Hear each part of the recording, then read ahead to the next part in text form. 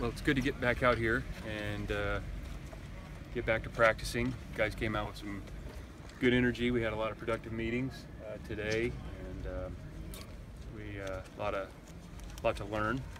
But they really took it the right way. Obviously, great to get a win. You never minimize that, but a lot of the things that we can clean up, some of the unforced errors, that's really what we focused on off the video, and they understood that, and you felt that in the meeting. So it was good to get back out here. We got cut short a little bit with the weather, but got about an hour and 10 minutes in, and we got some good work.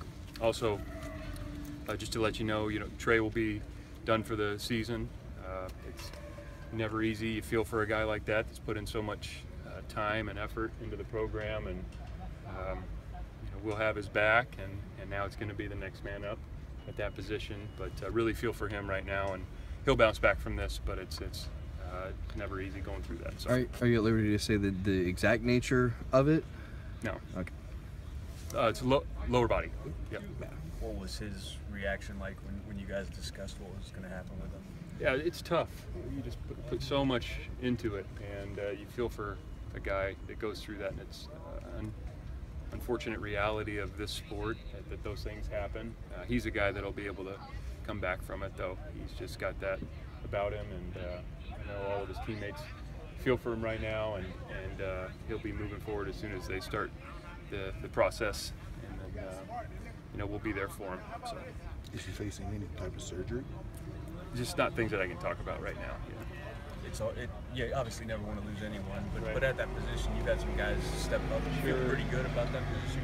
Yeah, it's obviously Pat coming in and doing what he did, and Vic we still think is going to give us some really good things. So I think it's just continuing to develop that position, like any others. You're always looking to develop the depth, but we feel good about the guys that are in that spot.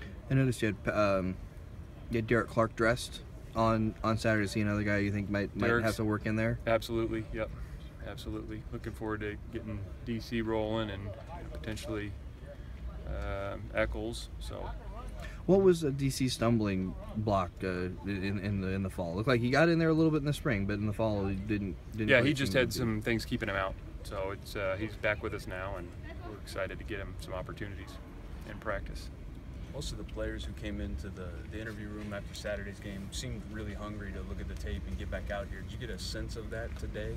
Yes, absolutely. We talked about it in the meetings. There was a lot of guys.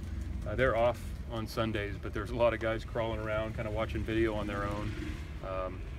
But they really came into the meetings today with an open heart, and there were some really good things on the tape, and that's you want to show those too. So we had a lot of positives. There was just the amount of unforced errors, whether it was a technique breakdown or a communication breakdown. You got to give the other team credit. They did a really nice job, but we felt like there was just way too many things that we had that were controllable for us that we slipped up on, and there wasn't one common theme as to why. If there were, it would be a lot easier to coach that, but kind of position by position, there were certain things, and a couple of groups had more than others, but that's the way the game went. In baseball, if a pitcher wins without his best stuff, he's happy.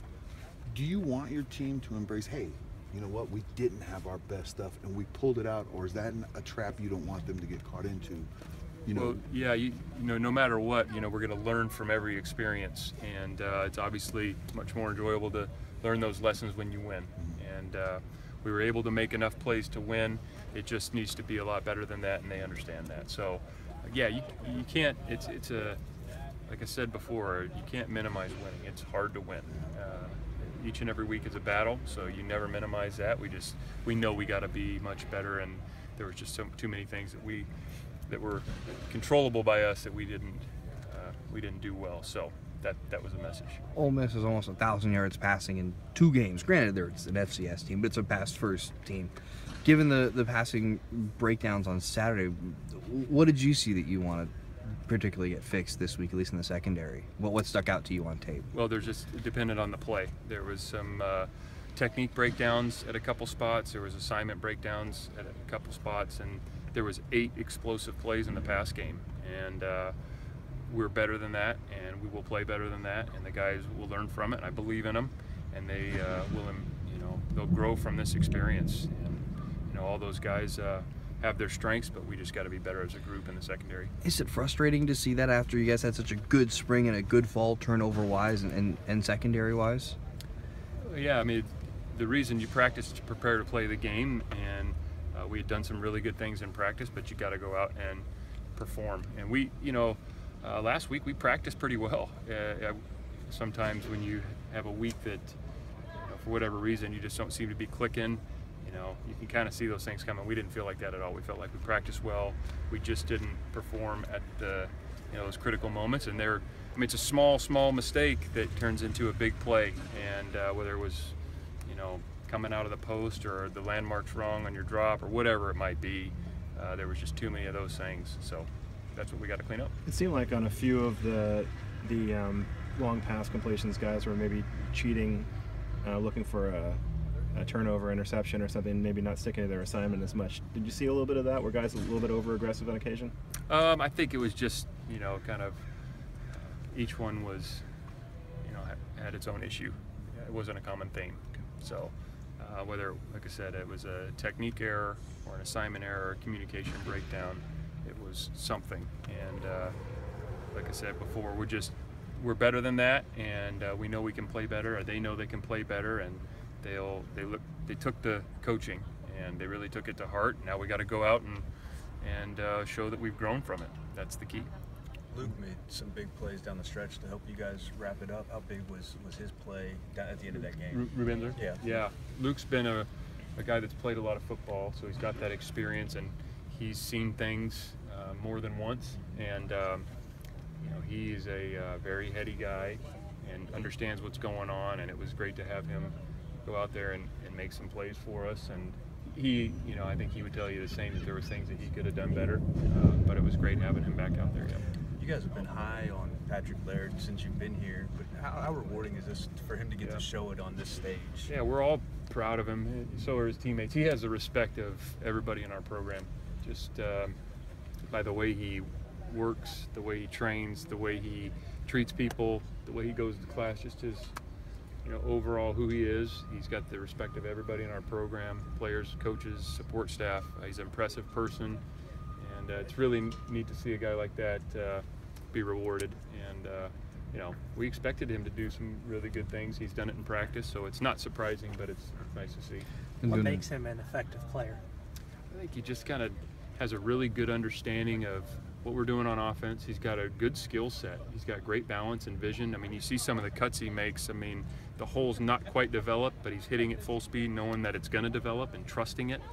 So you saw that on a couple of the big runs. And, we saw the big touchdown run, and he broke the long ones, but there was one, really the first big run of that, where there's about 2:40 left in the game, where we're there in 4-minute defense, and we got to get a first down, and he made a run on 1st and 10 and got 12 yards. It was as big as any run in the game because of the situation. So those little things just add up. He understands the game and has a really good skill set.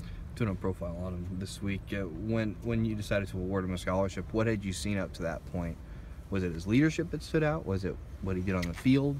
What stood out to you before that All point? those things. I think just how he approached everything, but you still have to have the skill and the ability to go do it on the field, and we were convinced that he was going to help us in different ways, and so we had a scholarship available, and he was more than deserving. Do you expect any of the guys that were out besides Tre to be back this next weekend? We'll see. I mean, the guys that have been out, we're expecting back. Just we're not ready to announce it yet. We'll see. As you guys get to the end of the non-conference schedule here, I was wondering about your future schedule making. Do you have an overall philosophy of what you'd like to do with the non-conference schedules as you go forward? Yeah, we haven't really discussed that. It's a a long ton. way off. Yeah. So when we have those meetings, we'll see. Okay. Yeah. We'll see how much input there is. Yeah. Just interesting. Yeah. I mean, there's different ways to do it. Yeah. Yeah, that's a long discussion, probably. Yeah. I've been around the coaches who kind of do the ABC thing, Power 5. Well, they're all A's. Yeah, they're all A's. Yeah, it's just it's tough to win each and every week, and every team's got a different challenge, and you got to bring it each week, and so we haven't, like I said, we haven't got. Some other stuff to take care of first. We got some other things that are kind of more pressing right now. Yeah. Last week, Reuter talked about most teams making the biggest jumps in between week 1 and week 2. He think you're back on track to make that jump now? I would like to think that we'd make those jumps each week. And I know that's narrative in football and team sport is 1 to 2, but I'd like to think that we can do that each and every week. And that's the goal. If we're able to do that and we're growing as a team, then that means we're doing things right. Certainly we can't stop growing now. So that's not an option.